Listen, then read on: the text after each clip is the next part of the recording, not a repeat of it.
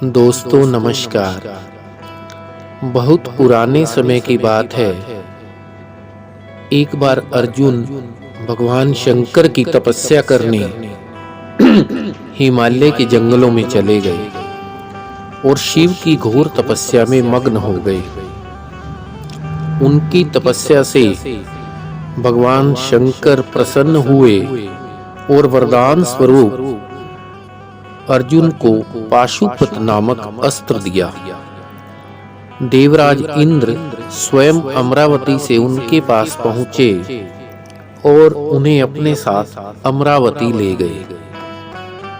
अर्जुन की अनुपस्थिति में युधिष्ठिर अपने शेष भाइयों, माता कुंती तथा द्रौपदी सहित बद्री का आश्रम पहुंचे और वहीं रहने लगे।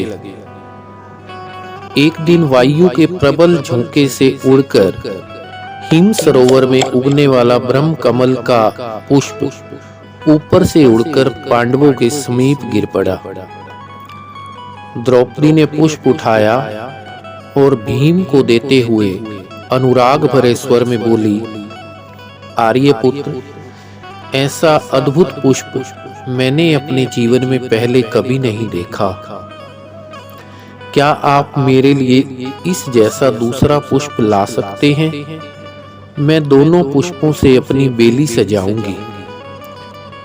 भीम ने अपने बड़े भाई युधिष्ठिर की ओर देखा और आंखों से संकेत पाकर द्रौपदी से बोला, हाँ हाँ, क्यों नहीं, मैं तुम्हारे लिए इस पुष्प का जोड़ा अवश्य लाऊंगा पांचाली, चाहे वह मुझे किसी भी जगह क्यों न मिले। द्रौपदी भीम की बात सुनकर अति प्रसन्न हुई और प्रसन्न मुद्रा में ही भीम से बोली, तो फिर ला दीजिए नार्य पुत्र, इस पुष्प को तभी मैं वेणी में लगाऊंगी जब इस जैसा दूसरा पुष्प आ जाएगा। भीम ने अपनी गदा उठाई और ब्रह्म कमल लाने उत्तर दिशा की ओर चल पड़ा। वह भयंकर गर्जना करते हुए आगे बढ़ने लगा। उसकी हुंकार से वन के प्राणी भयभीत होकर इधर उधर भागने लगे। यह देखकर हनुमान जी चिंतित हो उठे। वे इन दिनों वहीं विश्राम कर रहे थे। उन्होंने सोचा, भीम भी पवन देव के वरदान से ही पैदा हुआ है, इसलिए वह मेरा छोटा भाई है। जिस वेग, हुंकार, गर्जना से वन प्रदेश को कंपाता हुआ वह आगे बढ़ रहा है, इससे उसकी जान को खतरा हो सकता है। उसे नहीं मालूम कि उसकी गर्जना से बर्फ की चोटियों पर जमी बर्फ टूट टूट कर नीचे गिरेगी और उसके प्राणों पर आ बनेगी। यह सोचकर हनुमान अपने स्थान से उठकर बूढ़े का वेश बनाए भीम के मार्ग में आकर लेट गए। अपने आकार और विशाल पूंछ से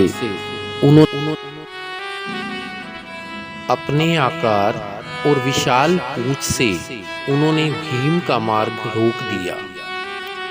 भीम हनुमान जी के निकट पहुंचा और अपना मार्ग अवरुद्ध देखकर ठिठक गया। फिर वह हनुमान जी से बोला, मेरे मार्ग में हटो वानर, तुम तो सारा मार्ग घेर कर राह में लेट गए हो। हनुमान ने अपना सिर घुमाया और भीम की ओर देखते हुए कहा, मैं रोगी हूं युवक, यहाँ कुछ देर पड़ा विश्राम कर रहा था, तुमने मुझे नींद से क्यों जगा दिया? भीम गुस्से से बोला, विश्राम ही करना है तो मार्ग से हटकर किसी सुरक्षित स्थान पर जाकर करो। बीच मार्ग में लेटकर विश्राम करना कौन सी बुद्धिमानी है? हनुमान जी बोले, मैंने तुम्हें बताया तो है कि मैं बीमार हूँ, अपनी जगह से हिल सकने में भी अशक्त हूँ। पर तुम कौन हो युवक, और इस सुनसान जगह में किस लिए विचरण कर रहे हो? भीम अति गुस्से में बोला, मैं कोई भी हूं, तुम्हें इससे क्या मतलब? मुझे आगे बढ़ना है और तुम मेरे मार्ग से शीघ्र हट जाओ। हनुमान जी बड़े ही शांत स्वभाव से बोले, कैसे हटो भैया, शरीर में तो शक्ति ही नहीं है, हिलने डुलने की भी मुझ में अक्षमता नहीं है। भीम बोला, तो फिर मैं आगे कैसे बढ़ूंगा? तुम्हें लांग कर जाने से तो मुझे पाप लग जाएगा। हनुमान जी बोले, पाप लगने जैसी कोई बात नहीं है भैया, तुम मेरी पूंछ को थोड़ा एक और खिसका दो और मार्ग बनाकर निकल जाओ। भीम ने झुककर एक हाथ से हनुमान जी की पूंछ पकड़कर एक ओर रख देनी चाहिए, किंतु पूंछ अपने स्थान से हिली तक भी नहीं। फिर भीम ने अपने दोनों हाथों से पूंछ पकड़कर उठानी आरंभ की, किंतु पूंछ तो जैसे जमीन से चिपक गई थी। भीम के पूरी शक्ति लगाने पर भी वह रंच मात्र भी ना हिली। भीम का सारा जिस्म पसीने से सराबोर हो गया। आखिर थक हार कर भीम उठ खड़ा हुआ और विवश स्वर में बोला, वानर राज, आपकी पूंछ मुझसे नहीं उठती, मैं अपनी हार स्वीकार करता हूँ, लेकिन मुझे अपना सही परिचय तो बताइए, आप साधारण वानर प्रतीत नहीं होते। हनुमान जी बोले, तुम ठीक समझे भीम, मैं पवन सुत हनुमान हूँ, भगवान राम का एक अति तुच्छ सेवक। हनुमान जी का नाम सुनते ही भीम उनके चरणों में गिरकर बोला, मुझे क्षमा कर दीजिए पवन पुत्र, मैं आपको पहचान नहीं पाया था और मैंने आपको एक साधारण वानर समझ लिया था। हनुमान जी खड़े हो गए और अपने असली स्वरूप में आ गए। उन्होंने भीम को अपने गले से लगाया और बोले, मैं तुम्हारी परीक्षा ले रहा था भीम, तुम वास्तव में बली हो, लेकिन तुम्हें अपने बल का अहंकार हो गया था, इसलिए इस अहंकार का दमन करना मेरे लिए अति आवश्यक हो गया था। भीम बोला, अहंकार तो आपको देखते ही कभी का समाप्त हो चुका है पवन पुत्र, आपके दर्शन पाकर मैं कृतार्थ हो गया। हनुमान जी बोले, इस निर्जन हिम भरे प्रदेश में किधर जा रहे हो भीम? यह मार्ग तो बहुत खतरों से भरा हुआ है।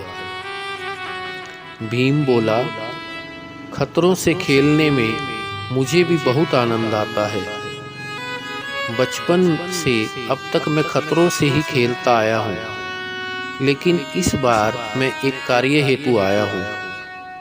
द्रौपदी की ऐसी इच्छा थी कि मैं इस ब्रह्म कमल के जैसा दूसरा पुष्प भी उसे लाकर दूं।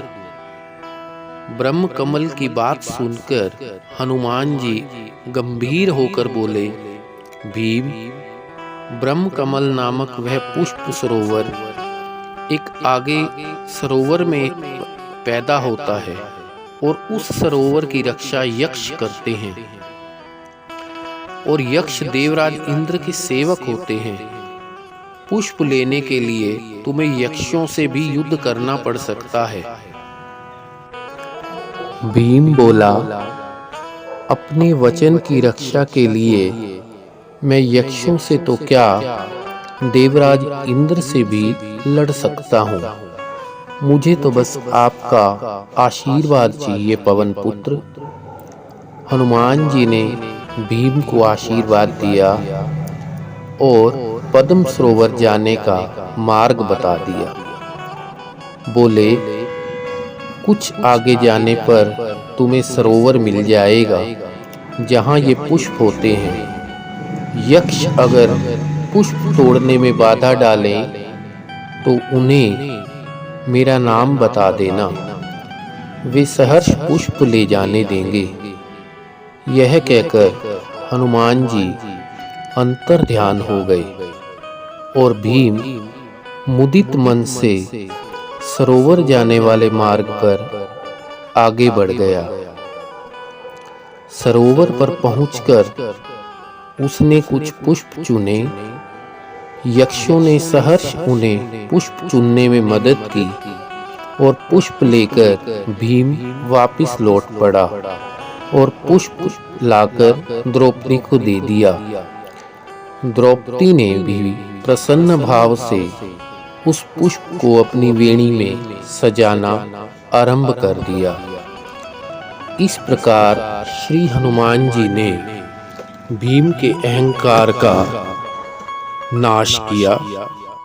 दोस्तों, अगर यह कथा आपको अच्छी लगी हो तो एक लाइक अवश्य करें, कमेंट भी करें और अपने दोस्तों, मित्रों, सखाओं के साथ इस कथा को शेयर भी करें।